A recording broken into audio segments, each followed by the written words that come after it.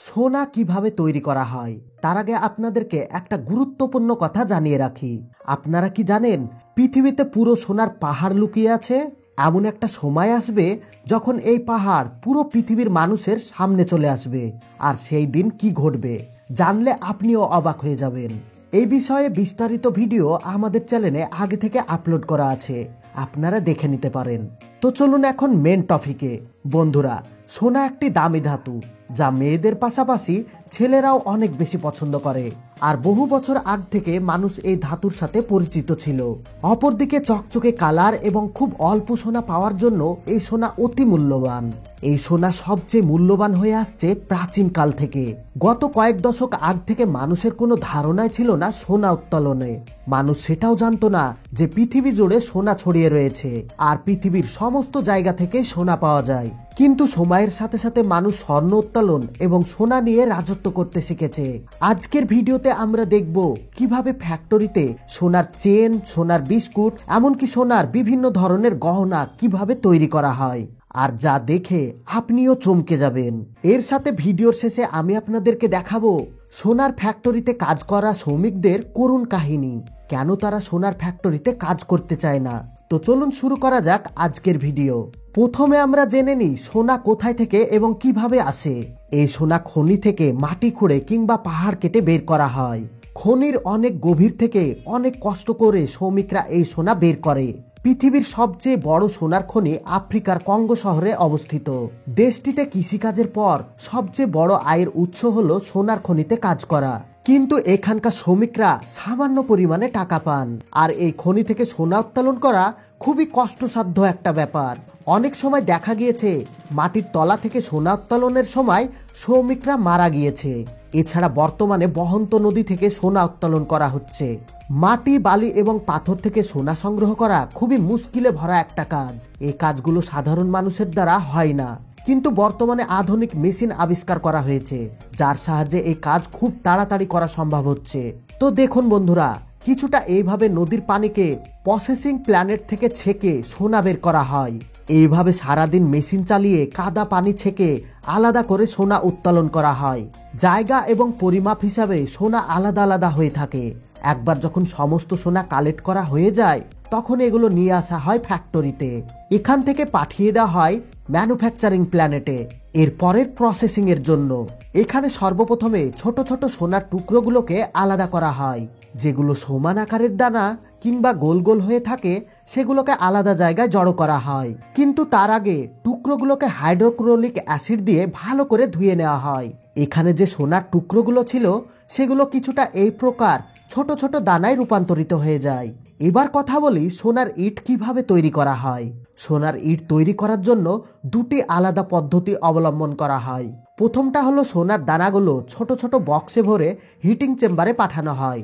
7 থেকে 8 মিনিট পরে এগুলো প্লেন সোনার বিস্কুট হয়ে বাইরে বেরিয়ে আসে। কিন্তু এগুলো মার্কেটে যাওয়ার জন্য প্রস্তুত না। সেজন্য এগুলোকে সর্বপ্রথমে ভালো করে পরিষ্কার পানি দিয়ে ধুয়ে পালিশ করা হয়। এরপর এর উপরে হলমার্ক এবং সিল লাগিয়ে দেওয়া হয়। আর এটার জন্য এক ধরনের মেশিন ব্যবহার করা হয়। এই অটোমেটিক হলমার্কিং মেশিন হলমার্ক চোখের পলকে কার্যকরভাবে লাগিয়ে দেয়। সোনার বিস্কুট তৈরি করার সময় যদি তাপমাত্রা কম হয়ে যায় সেগুলো আকারে আঁকাবাঁকা হয়ে যায়, তাহলে সেগুলো কি করতে হবে? ফেলে তো আর দেওয়া যায় না। তাই ওগুলোকে গলিয়ে আবার ইটে পরিণত করা হয়। আর ফ্যাক্টরিতে এই অংশের কাজ দেখতে খুবই সুন্দর দেখায়। এতক্ষণ তো আমরা জানলাম সোনার বিস্কুট এবং সোনার ইট সম্পর্কে। এখন আমরা দেখব সোনার চেন ম্যানুফ্যাকচারিং কিভাবে করা হয়ে থাকে। যদি আমরা কয়েক বছর আগের কথা বলি তাহলে একটি ছোট্ট চেন তৈরি করার জন্য কারিগরের জন্য অনেক বড় একটা ব্যাপার ছিল। আর এগুলো আগের হিসাবে তৈরি করা হতো। আর এটা তৈরি করার জন্য বড় বড় টুকরোগুলোকে আগুনের সাহায্যে গলিয়ে ছোট ছোট টুকরো করা হতো। এবার এগুলোকে তৈরি করা হয় রড। এরপরে ছোট ছোট রডগুলোকে চাপ দেওয়া মেশিনের মধ্যে ভরে বারবার চাপ দিয়ে লম্বা তারের মতো করে নেওয়া হতো। এই যে তারটা দেখছেন এটা কিন্তু এখনো পাতলা হয়নি, এটাকে আরো পাতলা করতে হবে। এটাকে আরো বেশি পাতলা করার জন্য এরকম ডাই মেশিনের ব্যবহার করা হয়। প্রথমে তার বড় ছিদ্রের মধ্যে ভরে টেনে বাইরে বের করতে হতো। তারপরে তারকে আস্তে আস্তে ছোট ছিদ্রের মধ্যে ভরে টানতে টানতে শেষ পর্যন্ত একবারে পাতলা করে দেওয়া হতো। তারপর এটাকে একটা লম্বা রডের মাধ্যমে জড়িয়ে স্প্রিংয়ের আকার দেওয়া হতো। এরপর এগুলোকে কাটা হয়, পরে এগুলো ছোট ছোট রিংয়ে কনভার্ট হয়ে যায়। এবার এই ছোট ছোট রিংগুলোকে এক এক করে জোড়া দেওয়া হয়, তার সাথে আগুনের সাহায্যে জয়েন্ট করা হয়। এরপর সঠিক জায়গায় জয়েন্ট লাগিয়ে একটি সোনার চেন তৈরি করা হয়। আর এই কাজ প্রচণ্ড কষ্টসাধ্য হয়। কোনো মানুষ এই জন্য সোনার ফ্যাক্টরিতে কাজ করতে চায় না।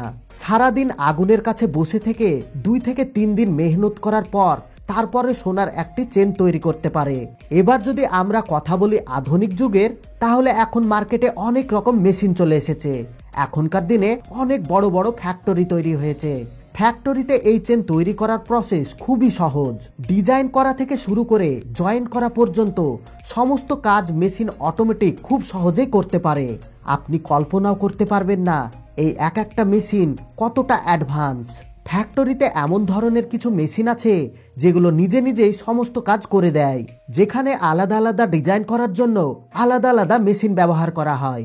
যেমন ধরুন, সোনার চেন তৈরি করার জন্য তারগুলোকে জোড়া দেওয়া হয়, তারপরে নকশা, এরপরে জয়নিং, সমস্ত কাজ আলাদা আলাদা মেশিন করে থাকে। এরপরে শ্রমিকরা শুধুমাত্র এটা দেখে নেয় সমস্ত জয়েন্ট ঠিকঠাক হয়েছে কিনা। এই ফ্যাক্টরিতে সোনার চেন খুব দ্রুত তৈরি করা হয়। এটা জেনে আপনি অবাক হবেন, ফ্যাক্টরিতে সোনার চেন বড় বড় বান্ডিলে তৈরি করা হয়, তারপর সেগুলোকে ছোট ছোট করে কেটে মার্কেটে অর্ডার অনুযায়ী বিক্রি করা হয়। এগুলোকে পরে শ্রমিকরা ভালো করে পরীক্ষা করার পর তারপর মার্কেটে পাঠায়। এই জন্য বর্তমানে একই রকম সেম ডিজাইনের অনেক ধরনের প্রোডাক্ট দেখতে পাওয়া যায়। আসলে এগুলো সবগুলোই মেশিনের দ্বারাই তৈরি। তো বন্ধুরা, কেমন লাগলো আজকের ভিডিও কমেন্টের মাধ্যমে অবশ্যই জানাবেন। আর একটি গুরুত্বপূর্ণ কথা, সোনা কিনলে অবশ্যই অরিজিনাল সোনা কেনার চেষ্টা করবেন। লোকালে কোনো দোকান থেকে সোনা কিনলে সেই সোনার মধ্যে ভেজাল থাকতে পারে। এই জন্য চেষ্টা করবেন বড় কোনো দোকান থেকে সোনা কেনার, যেন ওই সোনা বিক্রি করার সময় ওই সোনা থেকে কোনো রকম খাদ না বের হয়। মার্কেটে কম দামের বিভিন্ন সোনা কিনতে পাওয়া যায়, যেসব সোনাগুলো অরিজিনাল সোনার সঙ্গে খাদ মিশিয়ে তৈরি করা হয়, যার জন্য আপনাদের কাছে দাম কম নেয়। মনে রাখবেন, অরিজিনাল সোনা কেনার সময় আপনাকে একটা কার্ড দেওয়া হবে, পরে ওই কার্ড দেখে সোনা বিক্রি করলে সোনার দাম কমবে না। তো বন্ধুরা, কেমন লাগলো আজকের ভিডিও? যদি ভালো লেগে থাকে তাহলে অবশ্যই ভিডিওতে একটা লাইক দিয়ে ভিডিওটি আপনাদের বন্ধু এবং ফ্যামিলির সঙ্গে শেয়ার করে দিবেন। আর আপনি যদি আমাদের চ্যানেলে নতুন হয়ে থাকেন তাহলে অবশ্যই চ্যানেলটিকে সাবস্ক্রাইব করে নেবেন। আজকের মতো এখানেই শেষ করলাম। সবাই ভালো থাকবেন, সুস্থ থাকবেন। ধন্যবাদ।